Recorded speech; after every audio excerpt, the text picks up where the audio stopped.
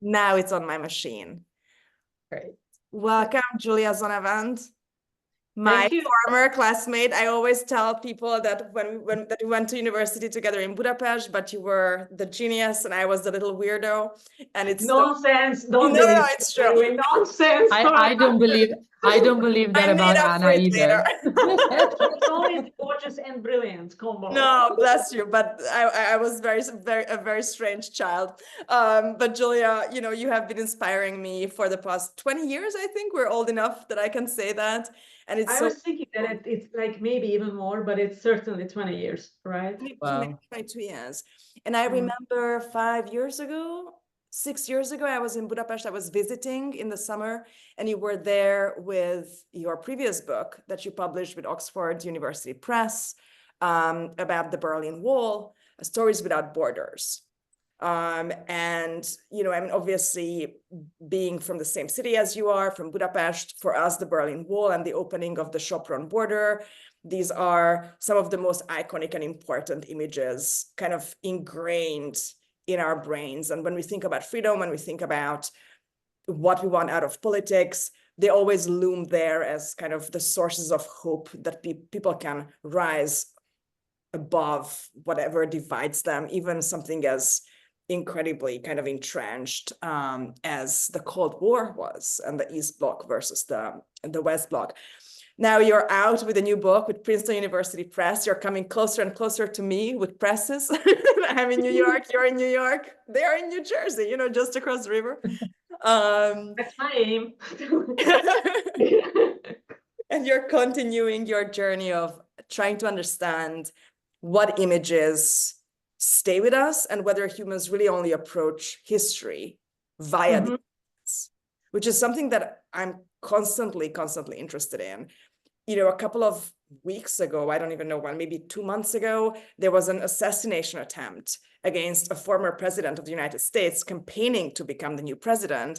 And I think he managed to produce with his bleeding ear one of the most iconic images from American history that I have seen, right? I mean, maybe since The Falling Man, about which I think you did write back in the day. And I was just teaching The Falling Man too, you know, today's 9/11. Yeah. Yeah. And I remember in 2018, when your other book came out, the previous one, you were on the panel in Budapest in this bookstore, and you were so stunned. And you say, you know, guys, at the new school where you teach, you were like, I just had my first students who were not alive during 9/11. It's not just that they don't remember, they were not alive, and that you know, today is 9/11, right? It's an anniversary, it's September 11th for those watching the video. And, you know, there are adults, parents, you know, doctors among us who are just not alive, maybe very young doctors. And so to me, that's quite interesting that we have this iconic image of an attempted assassination, a bleeding presidential candidate, a bleeding former president. And I saw that image and I thought, this is going to be the image. You know, this is going to be kind of the equivalent of O.J. Simpson trying on the gloves or something. Something emblematic of American pop culture or politics. And in 2 days, nobody remembered, which is kind of insane, right? I mean, if we needed a proof that the monoculture is gone, where kind of shared memories could be accumulated, there we have the proof. But yet you wrote a book called Charm, How Magnetic Personalities Shape Global Politics. Why do you think it's charm and charisma that is still there and is still important and it's still helping us to at least momentarily focus on these images? So many really wonderful ideas and interesting ways, and also connecting my work. So for me, it has always been the most important topic to try to analyze and define and somehow tackle topics that are very difficult to capture by words, right? So I'm a social scientist. We like to define things, dissect things, we put numbers next to them and so on. And I just want to blow that up in some ways. You know, I want to focus on topics that are hard to define. So I focus on events, but there are many other ones like love, humor, right? Luck, they all shape our lives. yet we have a hard time defining them. And charisma is certainly one of those, it's a nightmare for a social scientist because, like, how do you define? And there were all these questions to me all the time from reviewers. It's like, give me the definition of, charisma. And I always said, no, there isn't anything like that there would be a way to just say, okay, this is the definition that works under all conditions. There isn't something like that. But we all know charming people. When I mention it in grocery stores or on the plane, people know what I mean. So why is it relevant today? I just feel like we are living in an era of stardust and an era of just charming personalities who rise to power and then fall with that speed that you described, right? Because the media environment is triggering the speed, but also we do want to be seduced and mesmerized, let's face it. There is deep suspicion towards charm, but we also look for it. So that's what is interesting to me in charm, that there is seduction and then there is deception. And even with seduction, at least in the Judeo-Christian tradition, there is skepticism. So particularly, in the United States, and that might be different from Hungary where we grew up, when I mentioned to people, oh, I work on charm, then you know what the reaction is? Well, I know charming people, but I'm also very suspicious of them.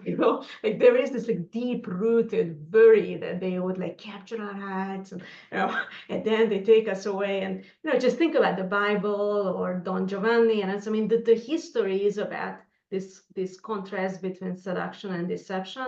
I think we have a Romanian person in the room who might also be able to identify. Okay, I think then this is so does it work Eastern in European. Romania too? I was right.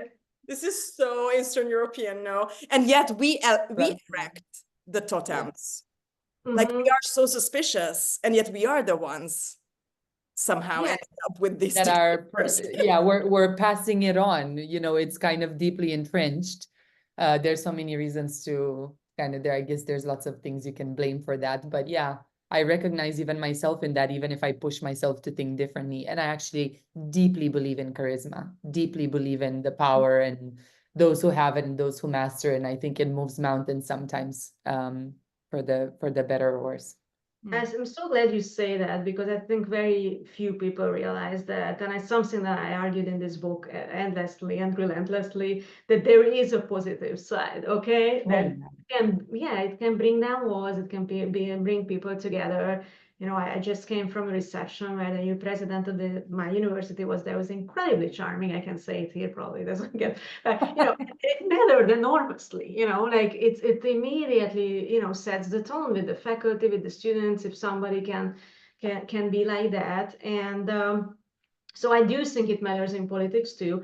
And think about all the boredom and the satisfaction and disenchantment that is there about politics. So you do want to have charming people, but there is a risk in this volatileness and ups and downs and so on. And sometimes we just then look for some bureaucratic boredom. And then again, the seduction can come. Anna, what do you think? I was just looking for this sentence in the book, the charming interaction. Mm-hmm. It sounds almost like some kind of biological term, like a mating dance. And I was thinking, it takes two to tango. Obviously, you beautifully kind of differentiate between the liberal charm, right, and the illiberal charm. Liberal charm reminds me of, for instance, Musa al-Gharbi's work, relying on Bourdieu, the whole kind of like the symbolic, leader using social justice and like an act of altruism to kind of buy their own legitimacy, right? And still be able to pretend that they are one of us or equals, or I would get a beer with him, all of which are examples that you use in your book. And then there's the illiberal charm, which is almost religious or cultic, right? I mean, we say in Hungarian, you say personal cult, right? We say charisma, but you say, when we talk about Mussolini, we say cultus. We use the Latin word for cult, not as a community, but as the kind of superhuman adoration of another human being. And I keep thinking about this event that happened to me when I was still living in Budapest. Maybe it was like 2012 12 or something. So I'm like 29 years old or 28. And I was on Orban Square, actually, at the gas station. No less. Okay. Okay? Sorry? Wow. Speaking about symbolic Yeah, components. Orban Square. Completely unrelated. This is about the saint. I'm just like filling my my car up with gas. And I remember like it's like a summer evening, and like I'm just like minding my own business and I'm on my way. And like all of a sudden, like in a sci-fi movie, everything goes quiet, like shh. You know, the birds, the people. And I'm like, okay, you know, I just like, I don't know, I was like daydreaming or something. And but it was really weird that, you know, I go and I'm trying to pay.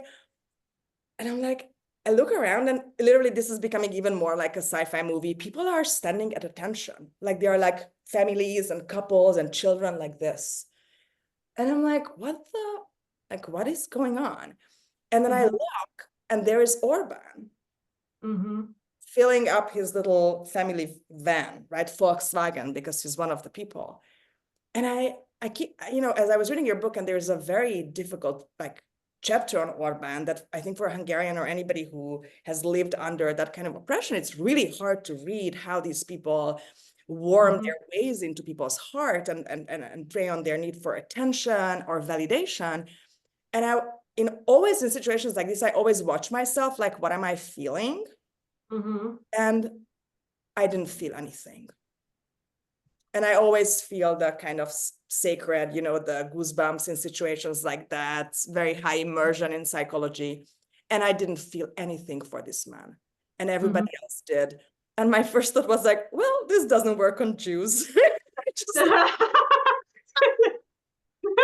That was my thought. It's an imitation of the magic, like Yeah, this is weird.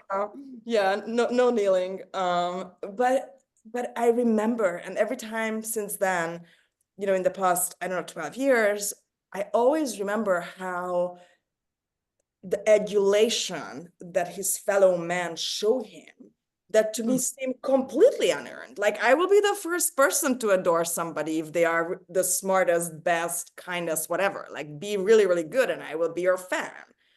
But like I think he's playing on like some familial feelings of like belonging. And he's a genius, right? He's a political genius of the evil kind, according to me. There are people who think otherwise. But I would really like to go back in time a little bit, because I think when we talk about somebody like Orban, he is a distinctly, to me, 20th century person. I mean, he was born in 1963, right? So he's like one of the last years of the boomers. You start your book before mass media. So you start with Max Weber, right? And then we go into the wireless, and then we go into television and the, you know, technological reproduction. What do you think like Max Weber would make of Orban? Like, would he even understand the televised or even TikTok eyes? I don't even know what the adjective is there. You're like this version of the. Yeah, like when he described what charisma is that still what charisma is? Yeah, first of all, I mean, I think it was very important to me to have an illiberal character there, you know, and also you know that there are authoritarian and liberal and all sorts of characters in it, because I think there is an imagination, perhaps particularly on the left, that that's owned by the left, right?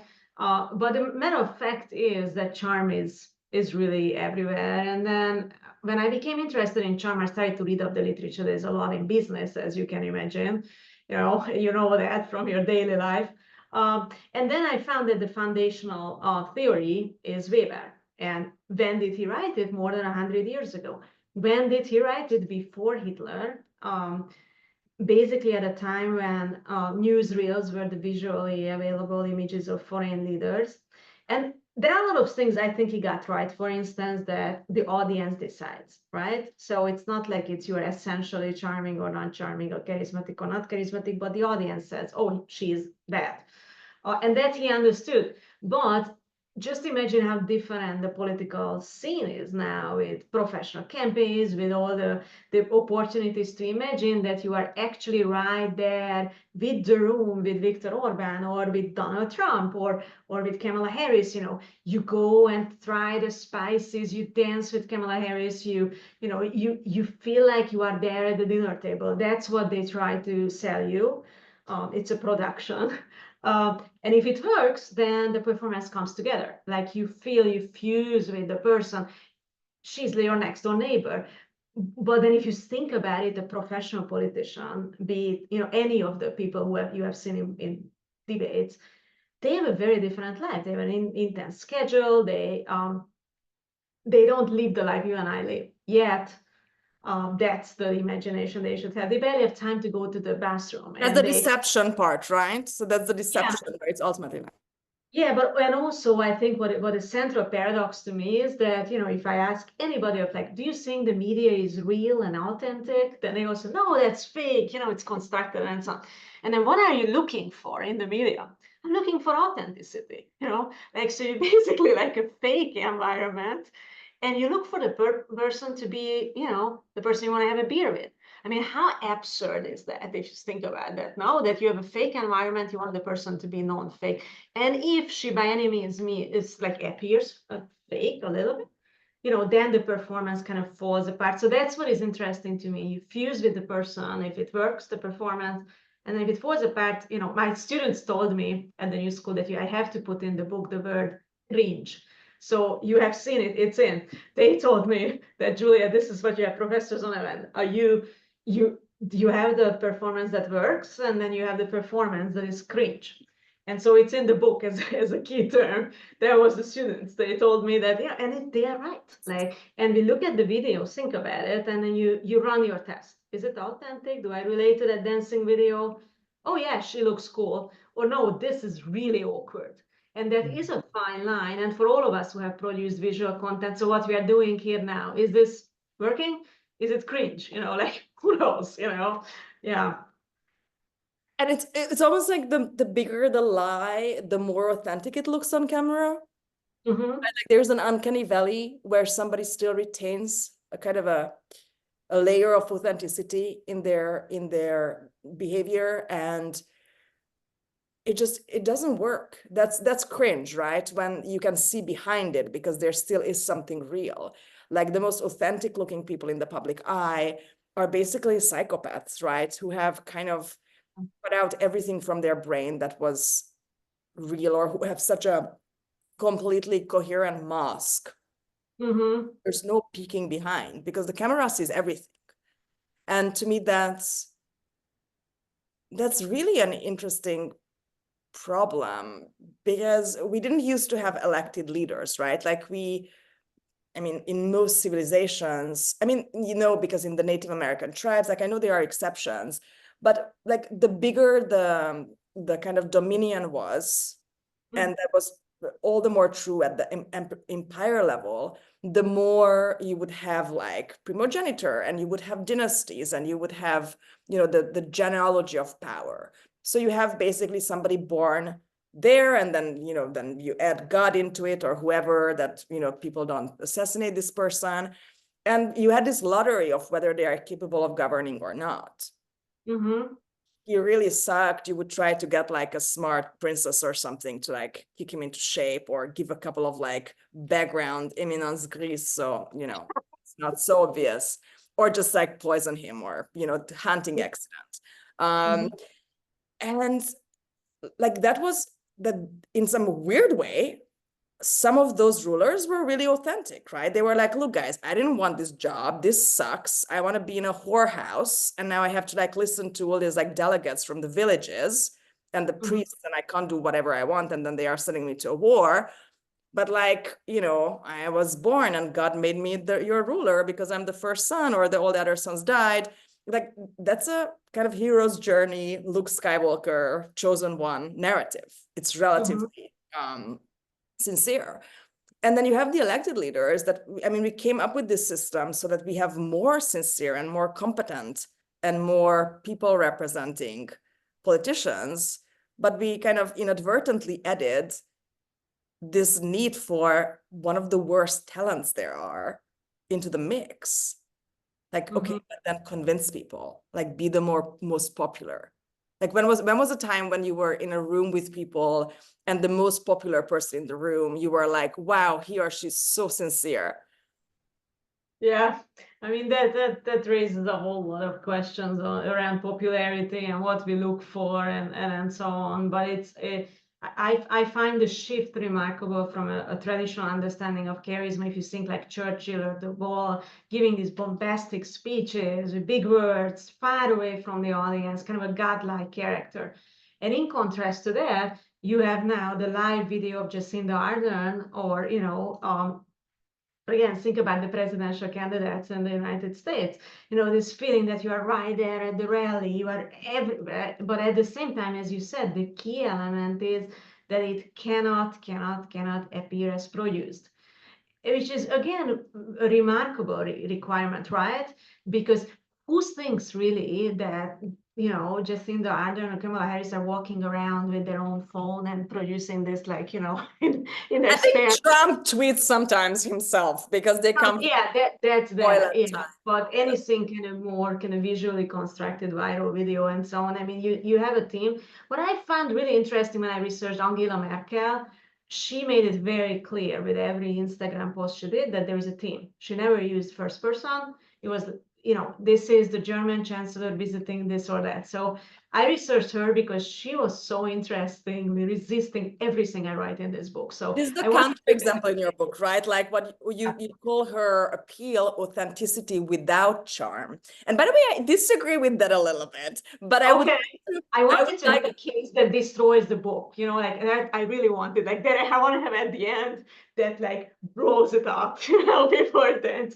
And that was Merkel. you can tell if somebody finishes your book. Like if they still fully think that, it's just liberal charm and everybody can be fitting, fit it in the box, then you know that they didn't read the last chapter. Do you want to maybe just go through this, I think 5 characters, no, more than 5, right? 6 characters that you use in the book as examples, and why you chose them and what makes them stand out with their charm.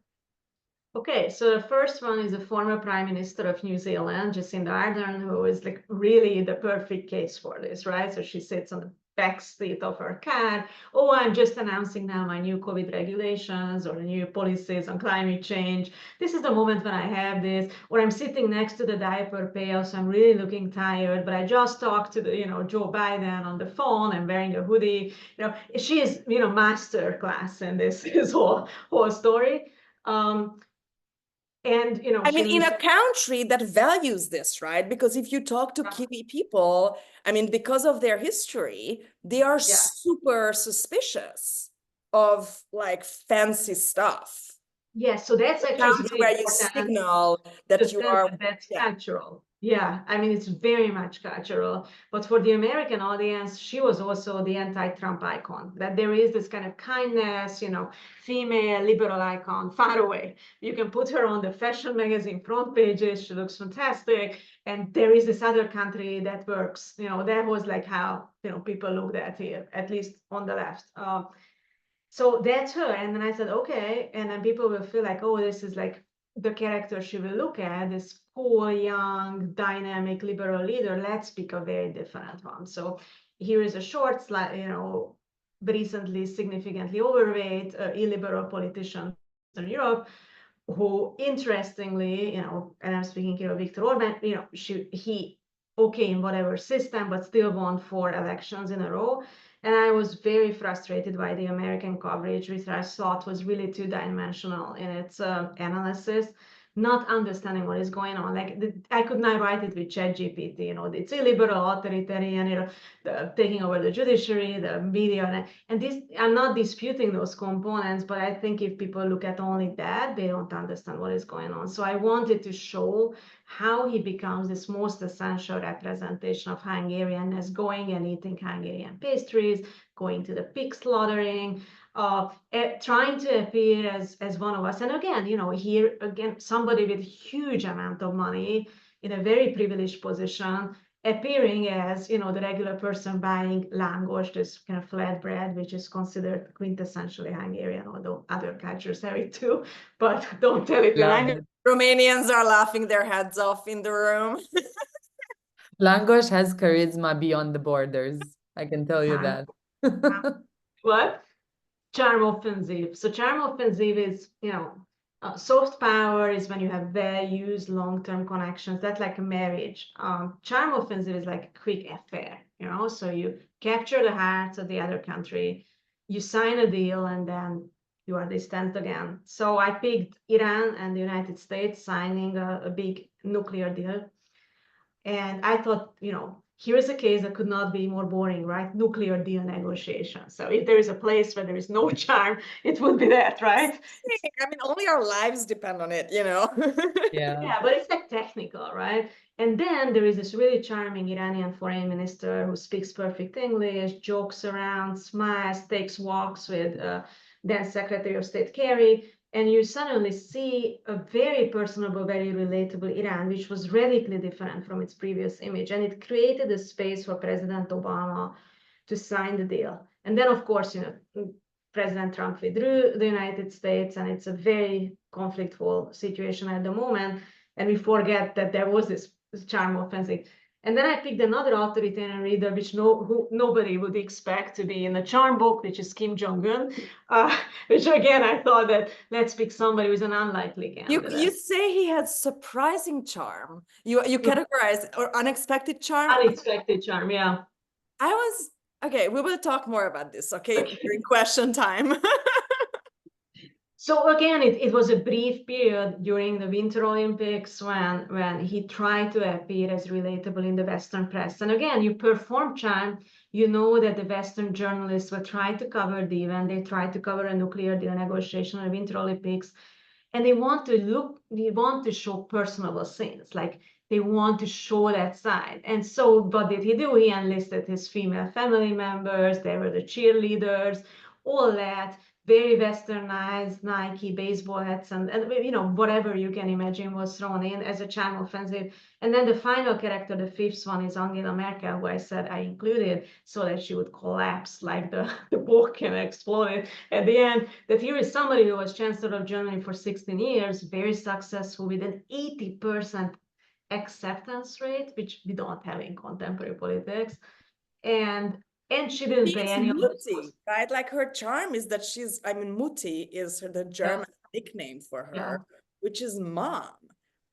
Like, I like to say that the Brits have a gigantic Oedipal complex, right? Because look at it, like the Queen, Margaret Thatcher, you know, in James Bond M, like it's always old ladies. And I'm like, I have so many follow-up questions. But like Mutti is a little bit like that. And she does have a mom like charm. Like that's what you want from mom, right? Like in America, like you have America, and America is like, you know, basically there's this legacy of like the Protestant culture that you know created this place.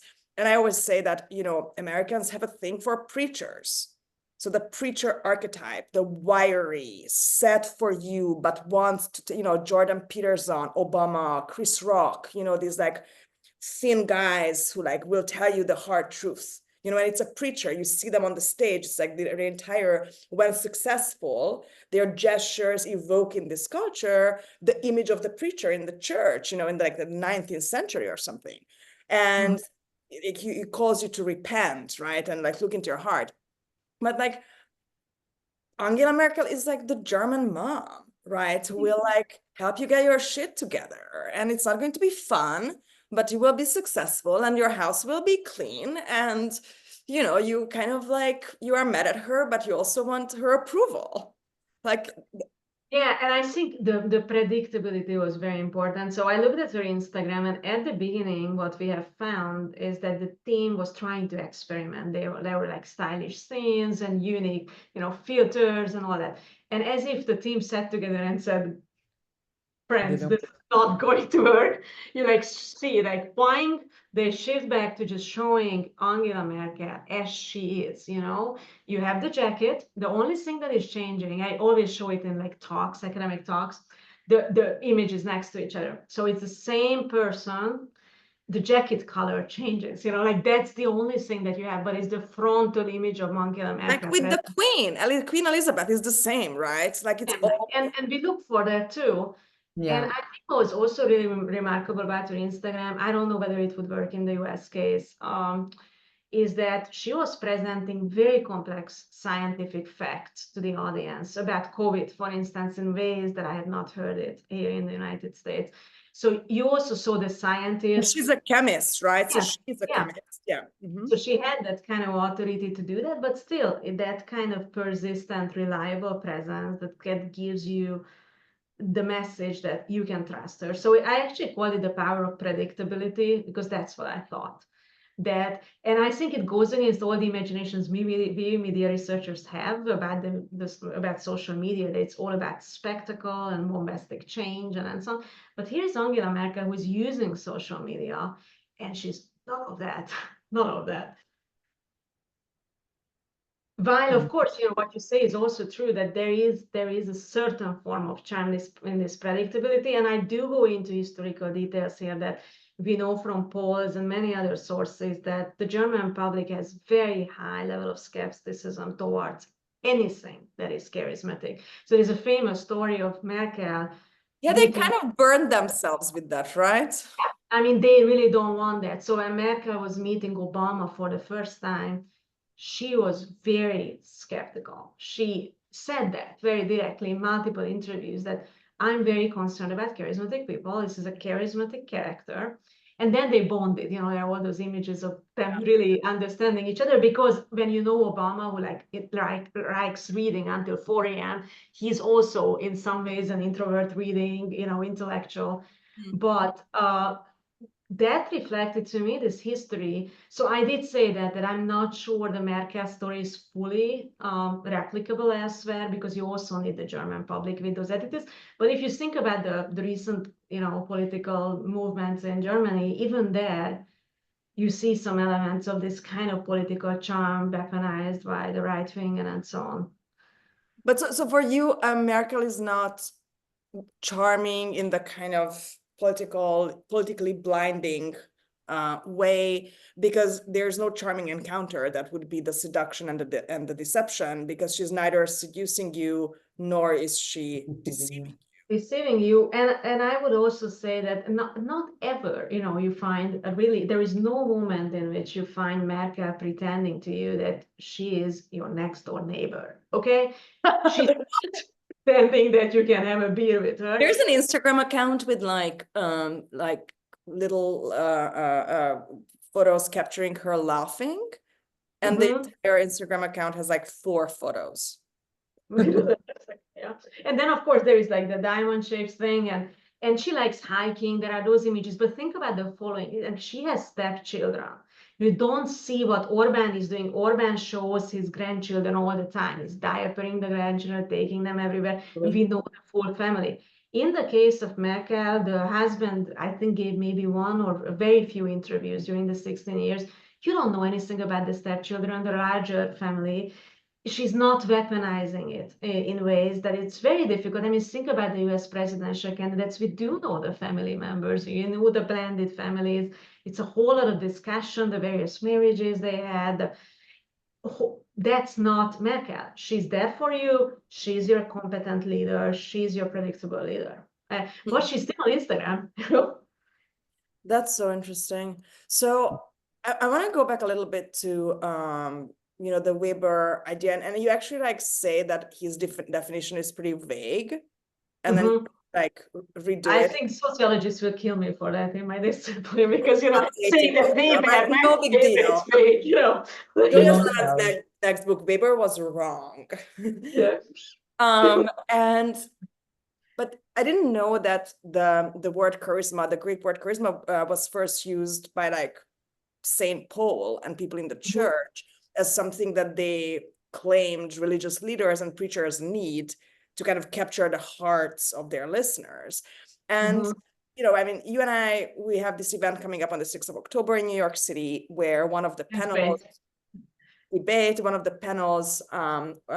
will be about God and the secular versus the divine forms of power.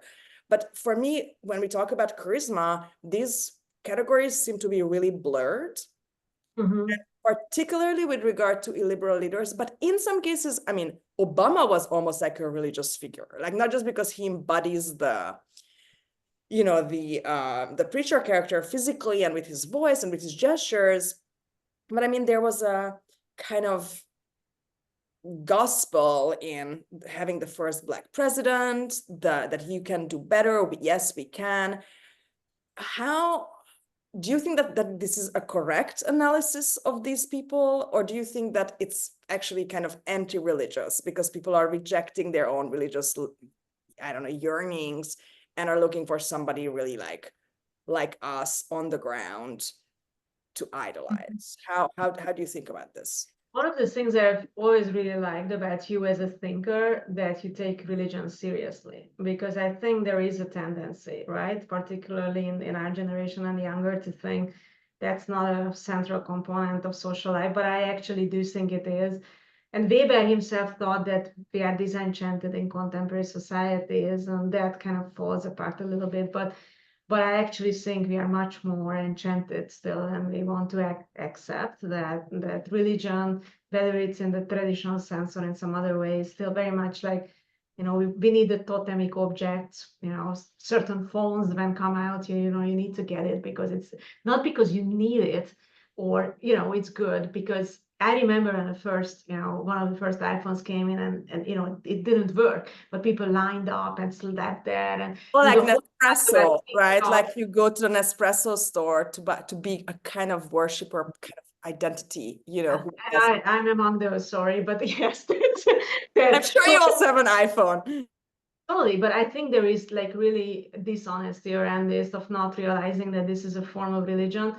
I think what is interesting that we have a duality of charisma and charm happening in contemporary political life. So there is still a godlike element occasionally, even, think about the followers of President Trump. There is this kind of all the imagery that they spread about. There are images of him with a different younger body, kind of godlike character. And then Obama is obviously a case of this kind of emerging icon suddenly on the political scene. And when he became, president and ended up behaving like a bureaucrat, then people were searching for that godlike figure.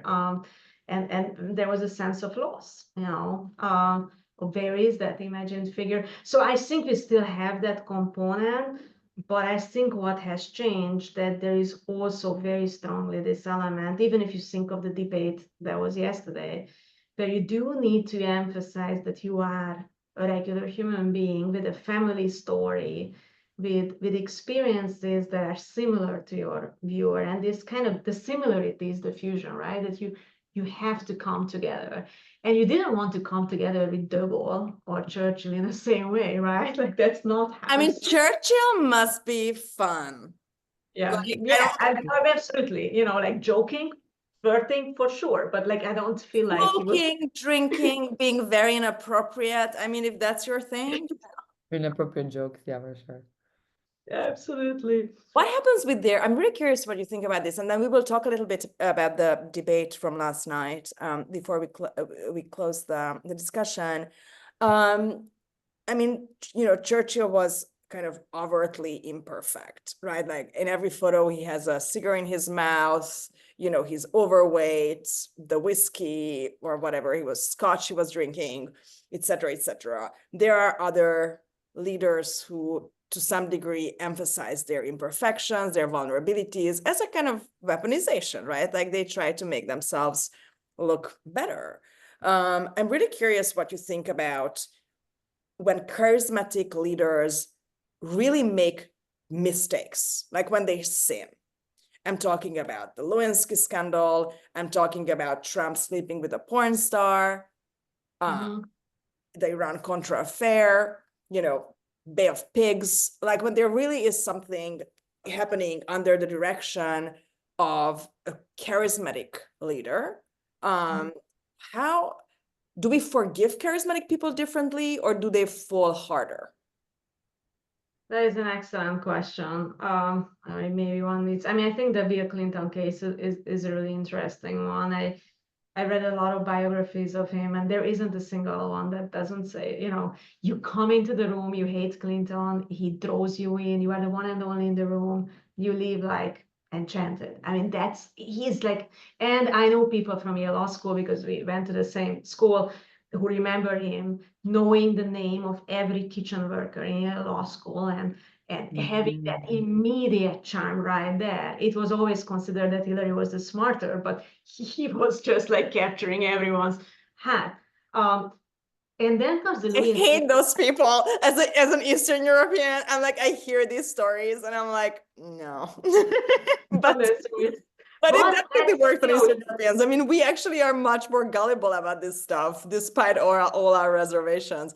But yes, I even heard about Clinton. And it's interesting in your book how you talk about like how publicly charming people are actually very, very charming privately as well, right? Like there's no backstage and like they are just narcissists who are, you know. But I heard about, I was doing a salon on swearing and kind of the culture and the psychology of and linguistics of swear words across different languages. And somebody was talking about these, a former, like, I don't know, DA assistant or somebody from DC was in the room.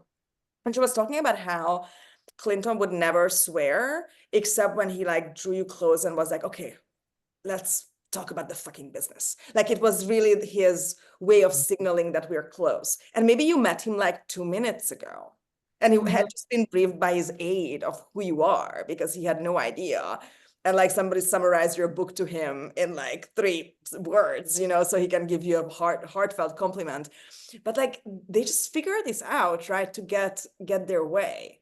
But then he sinned, and it was, people don't like to be made fools out of, right? Like that. Yeah, but you have a very hard time finding an exception who doesn't give this sense of like, it happened to me.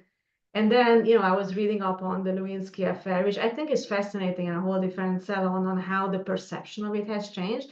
And once she had a voice and started to speak, wow, our understanding has changed. But she had a wonderful sentence, which is in my book actually, when she said, you know, I was, you know, seduced by his charisma too, and it was a lethal charm. It's killing you, and whether we forgive more, I think initially, yes, if you think about it, more or less it was forgiven, but also because the other side went overboard in, you know, investigating it, and because there was an understanding that this is not rape, and once she started to speak, once Me Too came in, a whole different mindset came in. It's ridiculous. I keep discussing the Lewinsky affair in my classes. It's fascinating every year how the students, that's why, you know, I always ask for the 18-year-olds. I always teach the 18-year-olds. It's a required class, but I'm asking for it because I want to hear the clean slate. Like it's amazing. And the Lewinsky story really changed, including that we call it now the Clinton affair, which is, you know, a significant shift. And yeah, because she started to tell her side of the story, suddenly this became a very different narration. But I also think the social structure has changed, particularly with Me Too, for a moment at least.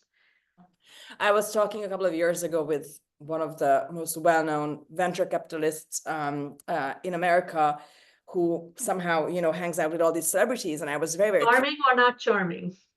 He's, I don't know, I mean, as charming as you can be in tech, right?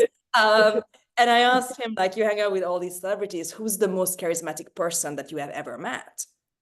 And he thinks, and then says, you know what, Warren Beatty.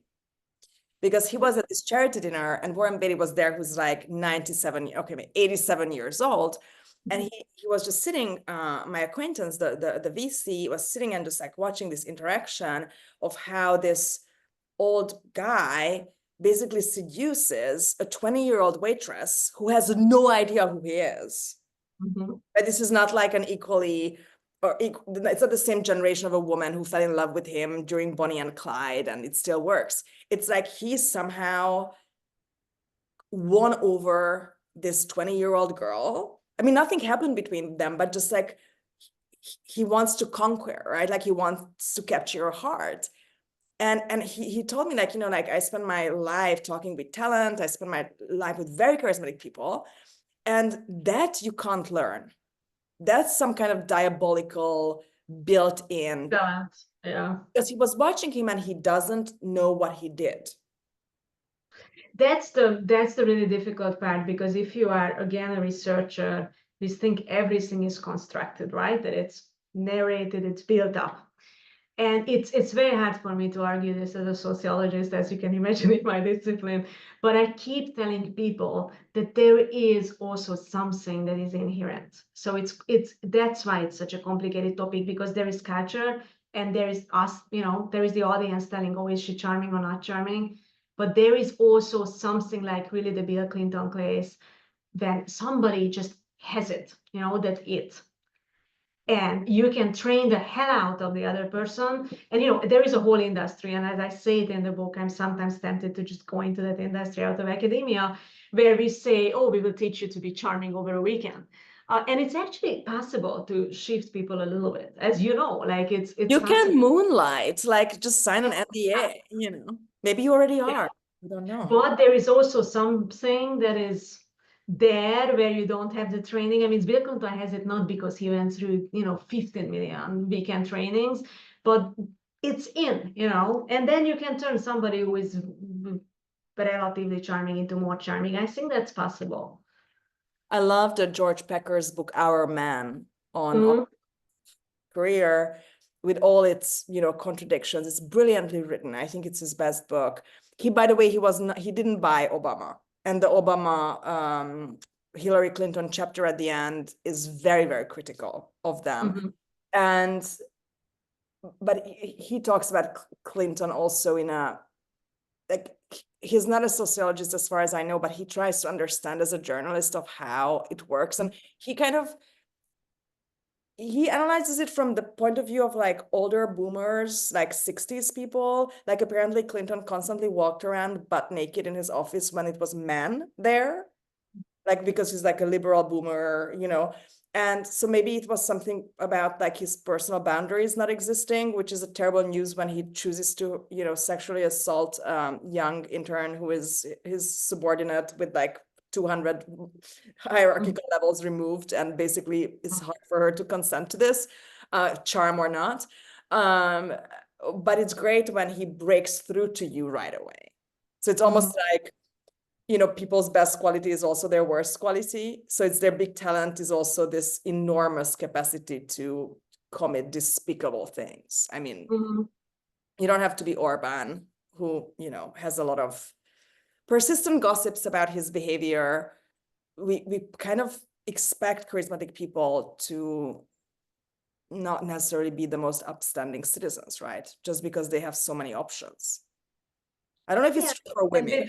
There is a certain level of forgiveness. I mean, think about pirates and movies, you know, they can write like Johnny Depp himself, right? Like, he somehow. Johnny Depp, yeah. I just discussed the documentary with my students a few days ago, and yeah, That's hard. if there is yeah, I mean, if you are a pirate, you know, yeah, some drinking, some, you know, well, that is in the package, you know. So you put on trial the nation's pirates, and of course, you know, the audience will find you're fine, okay, and that's Bad exactly boy, you know, we identify with you him. know, Yeah.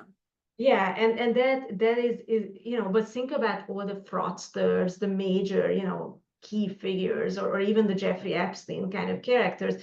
There is a charm component, and then there is a massive deception.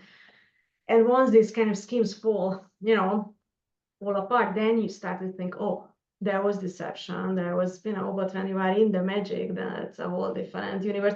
But I actually All the more angrier, right? We're all the angrier because we were fooled. Like, we are yeah, angrier at there we were is. used to love, right? Because it's like you played with my heart.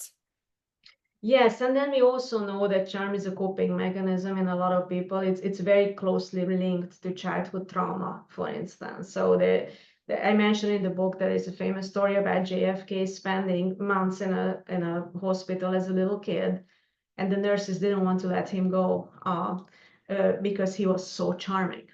And I read about this story multiple times in childhood trauma books, that we know that we use charm to get through, and capture. And then all of us, for instance, who immigrated to different countries, and let's talk about that, when you don't have the language skills at the beginning. I did have that arriving at Yale Law School with, back then with out of Hungary.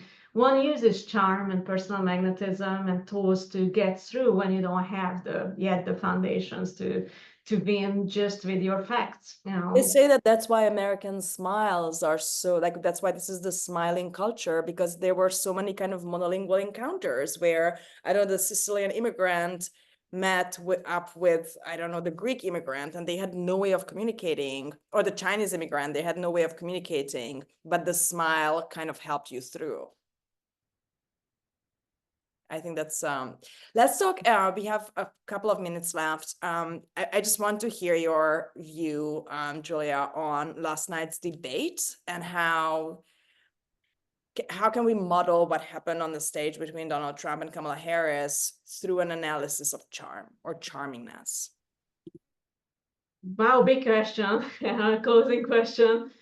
I mean, it's like a debate. You have 2 minutes. No, I'm joking. Okay. we can stay longer. But the setting doesn't help, right? Because the type of charm I'm describing in my book is mostly social media, where you can, upload your videos and dance and taste pastries and so on.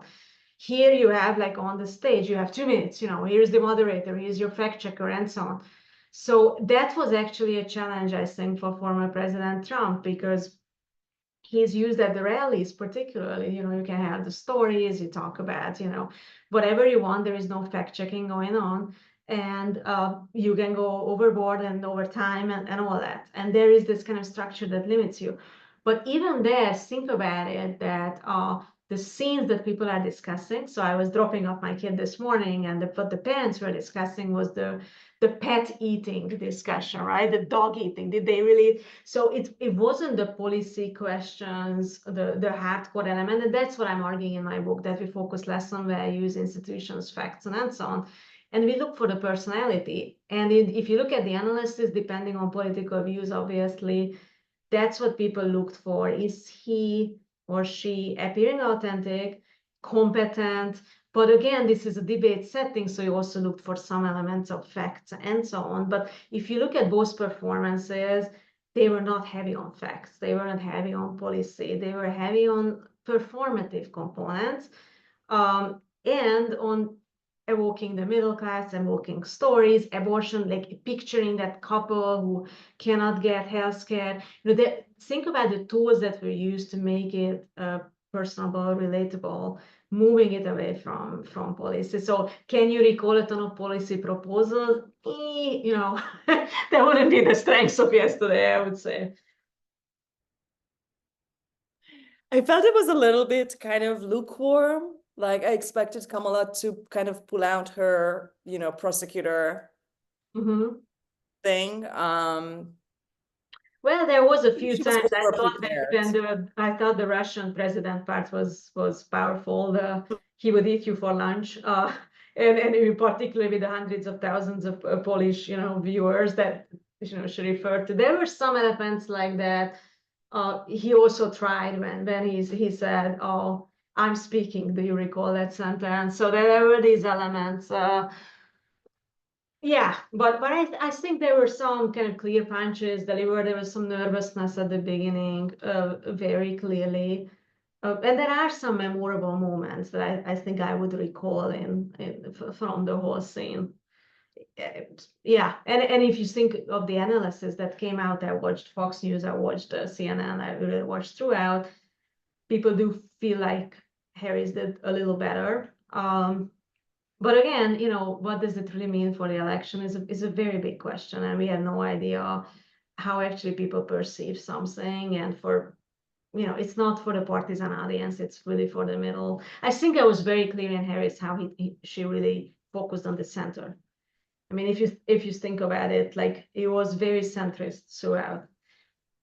It's kind of insane to me, and that, this has been insane to me since 2016, how the more transparent and good our measuring tools become, the less predictable it is.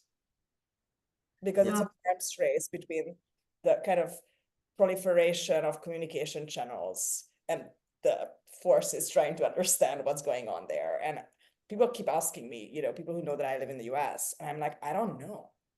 I thought when Kamala. I think it's very hard. And particularly for media researchers, I oscillate between these two elements of it. I do think there is the power of the media, but there is also a very big limitation in predicting how the audience will read it. And that's the $1 billion question, right? If we knew how it gets across or what reaches hearts, we would earn in a heartbeat everything possible, but we actually don't.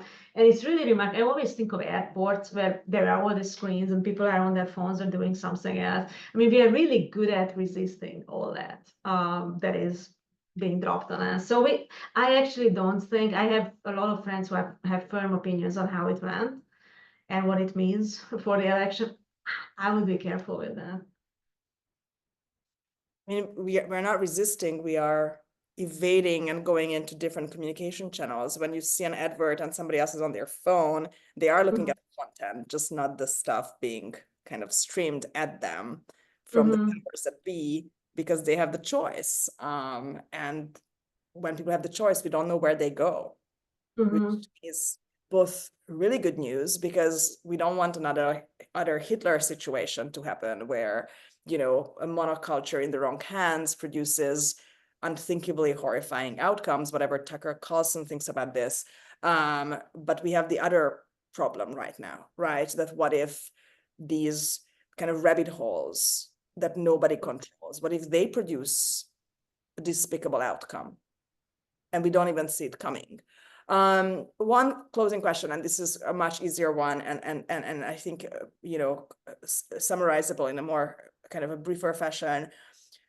What if you were to kind of pick an image that represents 2024, like it doesn't have to be from this year, but what, like if there's a book or your next book about this decade, and somehow the photo will come from the first 4 years. Do you have candidates for that? Like, do you think there's something that people agree on, like this was, that it's identifiable, we know what it is?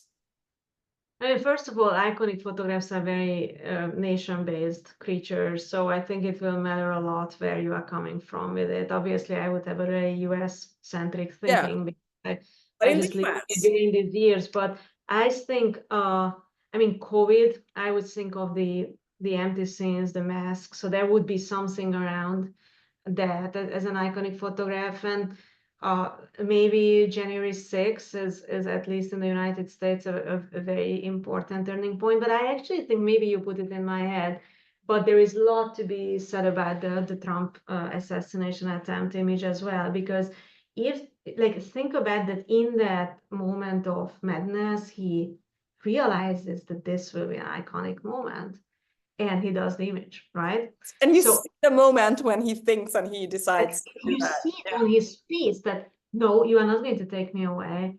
I'm going to produce the iconic photograph. He says, wait, you can see him saying, wait. Yeah, and I think that is actually remarkable, political instinct in that moment to say, I have to have the pick. And he has it, it has all the elements of, Iwo Jima and all the histories there. So in that sense, in terms of like manufactured, but at the same time, important image. And I do think a lot about that moment, because the entire history of the United States would have been very different. It's really, it could have been a major turning point. And, so there is that element in it. I would think more, I mean, there are many others, I think, that one can consider. And also, I know we don't know what will happen, right? Like next. We'll see what happens. Curious. This is going to be my first conversation every year, and then we have the iconic photograph every year, and then in 2030 we'll it's like obituaries when all the journalists have all the versions, yeah. Noam Chomsky, project for us, different versions lined up. Thank you so much, Julia Sonnevend. This has been a pleasure, and I'm so happy for your book, and I can't wait to hang with you on the 6th of October. And thanks for everybody. Thank you. This was so much fun. It was so much fun. See you later. Okay.